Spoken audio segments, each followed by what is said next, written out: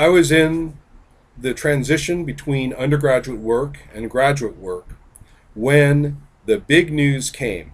Mitochondrial DNA studies had finally clarified relationships among gorillas, orangutans, chimpanzees, and humans. Work on this had been going on for quite some time, but Spuler's work really nailed it down. In a nutshell, it's just as the diagrams that I have on this site are showing.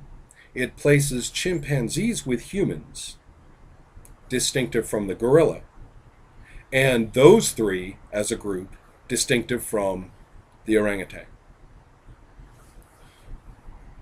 Patently demonstrating that humans belong square in the midst of that phylogenetic cluster and are not in any way, shape, or form their own group, distinctive from another group containing those three genera.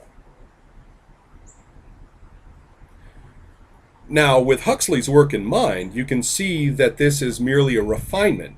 Huxley had taken it to the point where gorillas, chimps, and humans were their own group, distinctive from the orangutan, and then this mitochondrial DNA work simply clarifies that final trio such that the chimp and the human go together, distinctive from the gorilla. It's really a narrowing in of the microscope and a clarification of the final last little bit of information about this group for this arrangement. Strangely, at the time, both in the sciences and in media accounts, the narrative was that genetic information had overturned an anatomically based analysis.